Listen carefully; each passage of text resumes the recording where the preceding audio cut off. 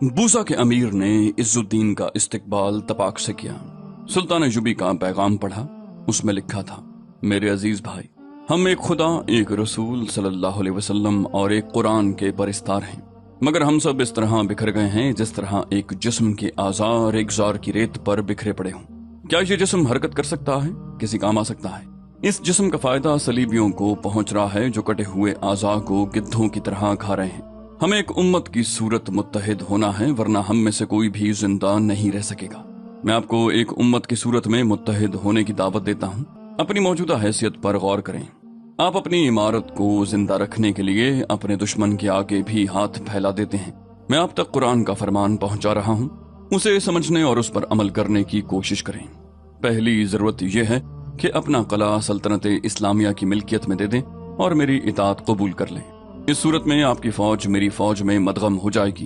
आप कलादार होंगे और कले पर सल्तनत इस्लामिया का झंडा लहराएगा। अगर आपको ये सूरत कबूल ना हो तो मेरी फौज के मुहासरे में लड़ने की तैयारी कर लें और अपने सामने हलब, मूसल और हर्रान की मुत्तहिदा फौज की बर्बादी और पसपाई को रखें। आपको फैसला करने में सहूलत होगी। मेरी पेशकश कबूल कर लें और मुझसे बेहतर सलूक की तवक्को रखें। मेरी आपके साथ कोई दुश्मनी नहीं। मैं जो कुछ कर रहा हूँ अहकाम खुदाबंदी के तहत कर रहा हूँ। बूसा के अमीर ने ये पैगाम पढ़ा तो इज्जुद्दीन की तरफ देखा। इज्जुद्दीन ने कहा, आपका कला मजबूत नहीं और आपकी फौज बहुत थोड़ी है। इस फौज को हमारे हाथों न मरवाएं। बूसा के अमीर ने पेशकश कबूल कर ली और सुल्तान अय्यूबी के नाम तहरीरी पैगाम दिया कि वो आए और कला ले ले। मुंबज के अमीर ने भी इताअत कबूल कर ली। फखरुद्दीन ने उससे पैगाम लिखवाया और वापस चला गया। सुल्तान अय्यूबी खुद दोनों कलों में गया। वहां जो फौजें थीं उन्हें कले से निकालकर अपनी फौज में शामिल कर लिया और अपने दस्ते कलों में भेज दिए। दोनों कलों में उसने रसद वगैरह रख दी, लेकिन फौज को कला बंद न किया। हलब के करीब एजाज नाम का एक मजबूत कला था। उस कले के दिफाई इंतजामात हलब वालों ने अपने जिम्मे ले रखे थे। उसके कलादार या अमीर ने अपनी वफादारी हलब यानी अल मलिक अल सौले को दे रखी थी। सुल्तान अय्यूबी हलब का मुहासरा करने से पहले इस कले को भी लड़े बगैर लेना चाहता था। उसने अपने एक सालार अल हुमैरी को तहरीरी पैगाम के साथ एजाज को रवाना कर दिया। एजाज के अमीर ने सुल्तान अय्यूबी का पैगाम पढ़ा। उस पैगाम के भी अल्फाज वही थे जो बूजा और मुंबज के उमरा को लिखे गए थे। एजाज के अमीर ने पैगाम अल हुमैरी की तरफ फेंक कर कहा, तुम्हारा सुल्तान खुदा और रसूल सल्लल्लाहु अलैहि वसल्लम के नाम पर सारी दुनिया का बादशाह बनने के ख्वाब देख रहा है। उसे कहना कि तुमने हलब का मुहासरा करके देख लिया था, अब एजाज का मुहासरा करके देखो। अल हुमैरी ने कहा, क्या आप मुसलमानों के हाथों मुसलमानों का खून बहाना पसंद करेंगे? क्या पसंद करेंगे कि हम आपस में लड़ें और सलीबी हमारा तमाशा देखें? एजाज के अमीर ने कहा, अपने सुल्तान से कहो कि जाकर सलीबियों से लड़े। अल हुमैरी ने पूछा, क्या आप सलीबियों से नहीं लड़ेंगे? क्या आप उन्हें अपना दुश्मन नहीं समझते? अमीर ने कहा, इस वक्त हम सुल्तान सलाहुद्दीन अय्यूबी को अपना दुश्मन समझते हैं जिसने हमें ललकारा है। वो हमसे ये कला बजोर शमशीर लेना चाहता है। अल हुमैरी उसे कायल न कर सका। उसने अल हुमैरी की जर्रा भर भी इज्जत न की और उसे चले जाने को कहा।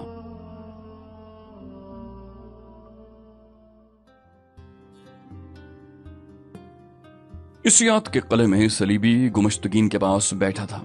थरीसा और लिजा भी उसके साथ थीं। गुमश्तगीन और सलीबी की पहले से जान पहचान थी। सलीबी ने कहा, सुना है आप सलाहुद्दीन अय्यूबी को कत्ल कराते कराते सैफुद्दीन के कत्ल का इरादा कर बैठे हैं। गुमश्तगीन ने कहा, क्या आपने सुना नहीं कि सैफुद्दीन ने कैसी बुज़दिली और जंगी नाअहली का मुजाहरा किया है? ये लड़कियां बताती हैं कि उसने हमारी तीनों फौजों का ऐसा बुरा हाल करा लिया है कि अब हम बड़े लंबे अरसे के लिए लड़ने के काबिल नहीं रहे। मैं बिखरी हुई फौजों को इकट्ठा करके अय्यूबी को हलब से दूर रोकना चाहता हूँ। अगर सैफुद्दीन जिंदा रहा तो वो खिफ़त मिटाने के लिए एक बार फिर कमान लेने की जिद करेगा और हमें एक और शिकस्त होगी। क्यों ना उसे ठिकाने लगा दिया जाए। सलीबी ने कहा, सैफुद्दीन इतनी अहम शख्सियत नहीं जितना आप समझ रहे हैं। जो हम जानते हैं वो आप नहीं जानते। हम आपके हर एक दोस्त और हर एक दुश्मन को आपसे ज्यादा जानते हैं। इसलिए हमने आपको अपने मुशीर और अपने जासूस दे रखे हैं।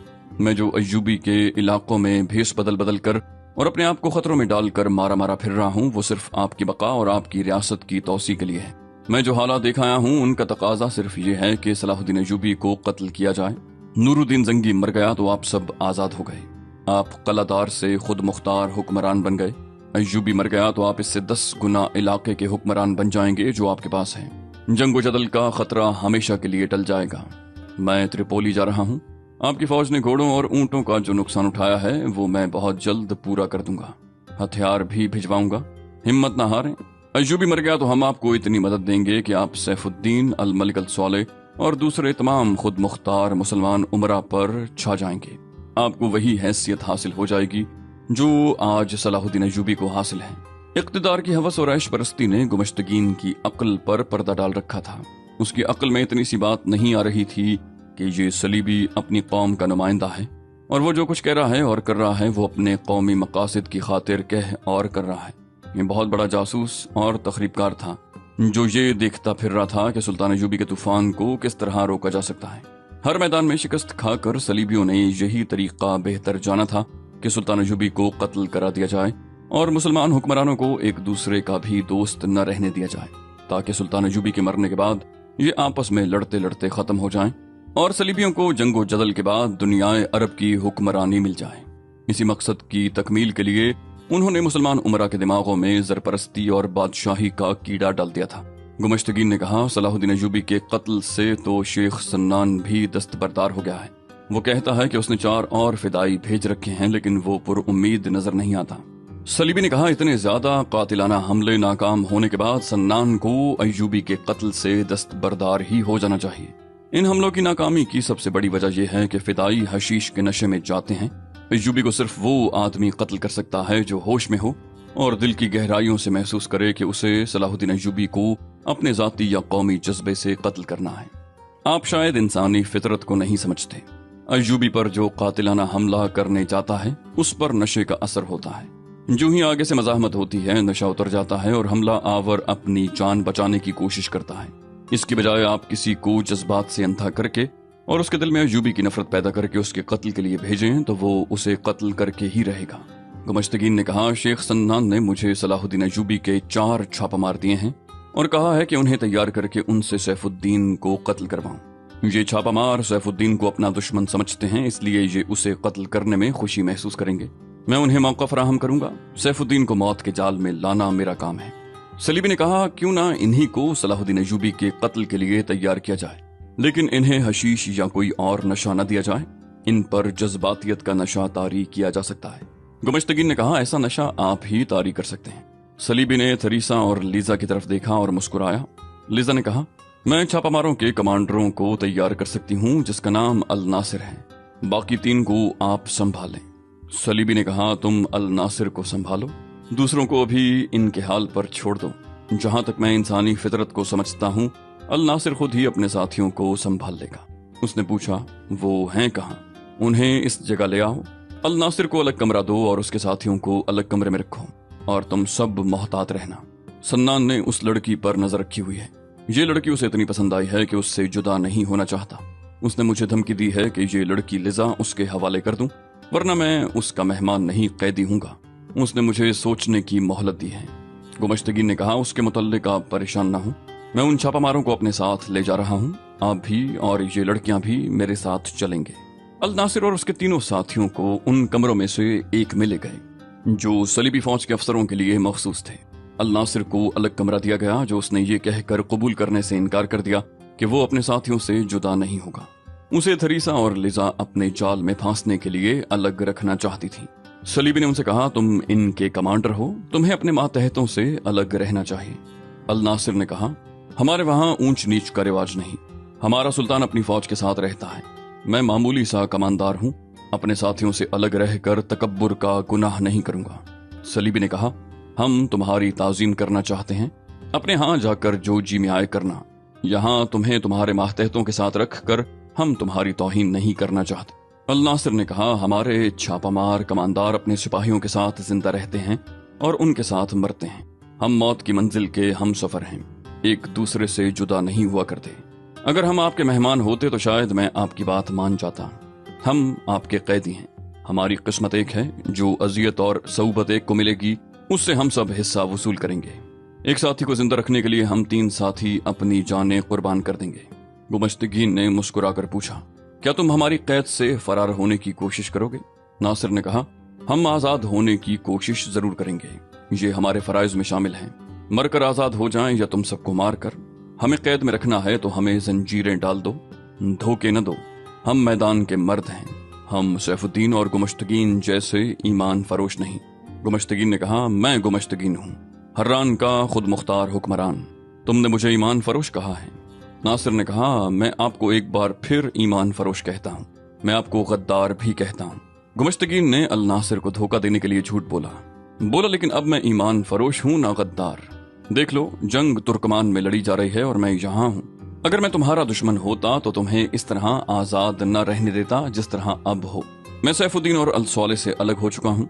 तुम्हें इज्जत और ताजीम से इस कले से ले जा रहा हूँ और इज्जत से रुखसत करूंगा। तुम हो तो मामूली से कमानदार, लेकिन तुम्हारे सीने में सलाहुद्दीन अय्यूबी की अजमत और जज्बा है। नासिर ने कहा, लेकिन मैं अपने साथियों से अलग नहीं रहूंगा, मुझसे ये गुनाह न कराएं। सलीबी ने कहा, ना सही, अपने साथियों के साथ रहो। उस वक्त उसके साथी एक कुशादा और खुशनुमा कमरे में थे जहां नरमो गुदाज बिस्तर बिछे हुए थे। वहां एक खादिम भी था जिससे उन तीनों ने पूछा था कि ये किले का कौन सा हिस्सा है और यहाँ क्या होता है। खादिम ने उन्हें बताया कि ये मेहमानों के कमरे हैं, यहाँ सिर्फ वो मेहमान रखे जाते हैं जो ऊंचे रुतबे के बाइज्जत लोग होते हैं। ये तीनों छापामार दिख रहे थे कि उनके साथ कैदियों वाला सलूक नहीं हो रहा। वो बहुत थके हुए थे। ऐसे बिस्तरों पर उन्हें फौरन नींद आ गई और वो गहरी नींद सो गए।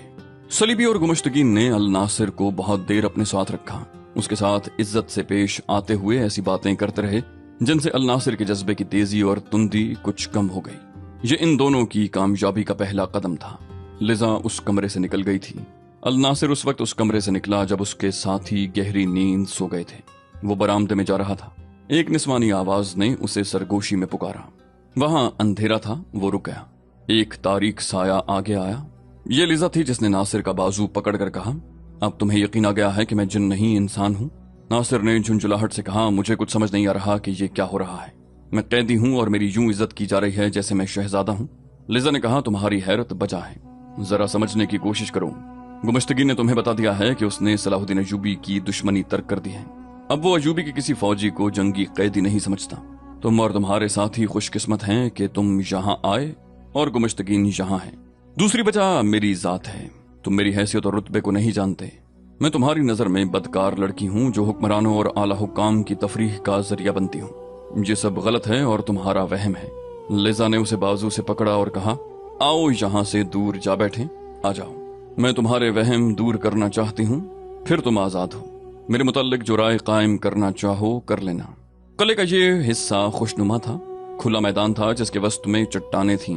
उनके इर्द गिर्द सब्जा था। सब्जे में फूलदार पौधे और दरख्त थे। किला बहुत वसी व अरीज था। लिजा अल नासिर को बातों में उलझा कर कमरों से दूर चट्टानों के दामन में ले गई जहां फूलों की महक थी। जब वो उधर जा रहे थे उस वक्त सलीबी और थरीसा एक दीवार के साथ खड़े छुप कर दिख रहे थे। सलीबी ने कहा, लिजा इसे काबू में ले लेगी। थरीसा ने कहा, लड़की जज्बाती है, अपने फराइज से घबरा कर उसके पास जा बैठी थी, इतनी कच्ची भी नहीं। सलीबी ने कहा, इस उम्र में इसे बाहर की ड्यूटी पर नहीं भेजना चाहिए था। हम साथ हैं, कोई गड़बड़ नहीं करेगी। लिजा अल नासिर से कह रही थी, तुमने मुझसे पूछा था कि मैं तुम पर इतनी मेहरबान क्यों हो गई हूँ। तुमने मुझे अपना दुश्मन समझकर ये बात पूछी थी। मैं तुम्हें यकीन नहीं दिला सकती कि दुश्मनी तुम्हारे और मेरे बादशाहों के दरमियान है। मेरी और तुम्हारी क्या दुश्मनी हो सकती है? अल नासिर ने पूछा, और दोस्ती भी क्या हो सकती है? लिजा ने गहरी आह भरी और बाजू अल नासिर के कंधों पर रख कर कहा, तुम पत्थर हो। मैंने सुना था कि मुसलमानों के दिल रेशम की तरह नरम होते हैं। मजहब को जरा देर के लिए अलग रख दो। अपने आप को मुसलमान और मुझे ईसाई न समझो। हम दोनों इंसान हैं, हमारे सीनों में दिल हैं। क्या तुम्हारे दिल में कोई ख्वाहिश, कोई पसंद और किसी चीज से प्यार नहीं है? और जरूर है। तुम मर्द हो, तुम अपने दिल पर काबू पा सकते हो। मुझ में इतनी हिम्मत नहीं। मेरा दिल बेकाबू हो गया है, तुम मेरे दिल में उतर गए हो। हम तुम्हें नशे की हालत में किले में लाईं तो शेख सन्नान ने हुक्म दिया कि इन चारों को तहखाने में बंद कर दो। अगर तुम्हें वहां ले जाते तो वहां से लाश बनकर निकलते। मैं तुम जैसे खूबसूरत जवान का ये अंजाम बर्दाश्त नहीं कर सकती थी।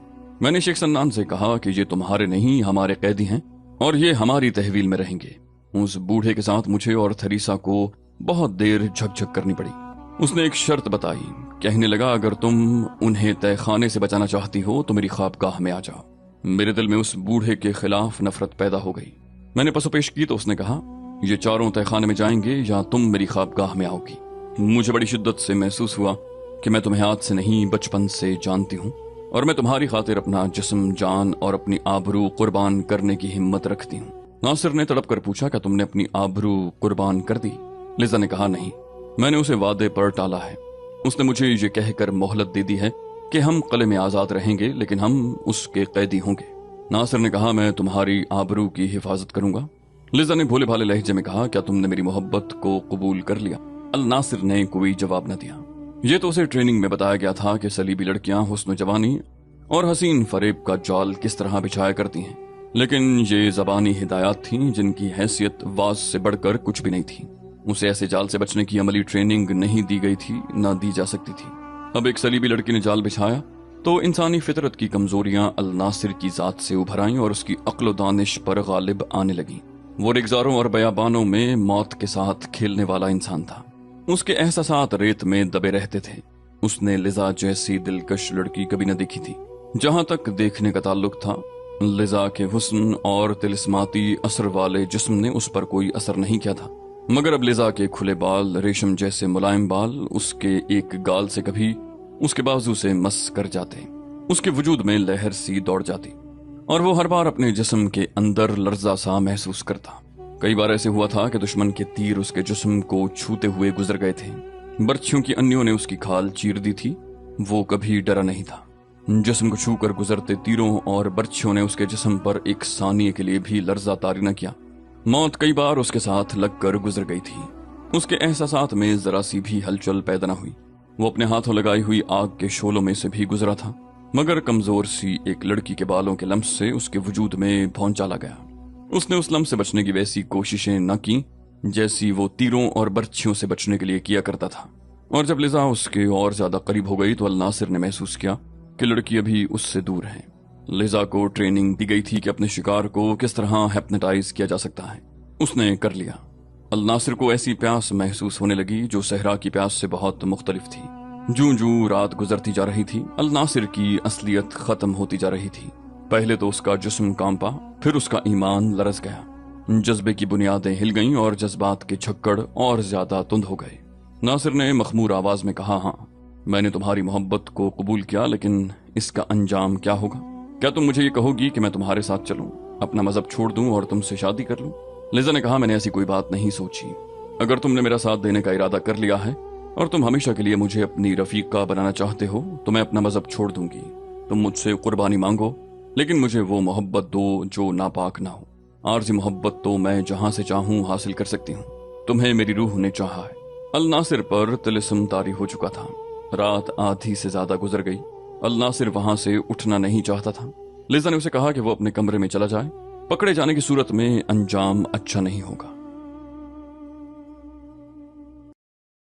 तो दोस्तों, ये थी हमारी आज की एपिसोड। उम्मीद करते हैं आपको हमारी एपिसोड पसंद आई होगी।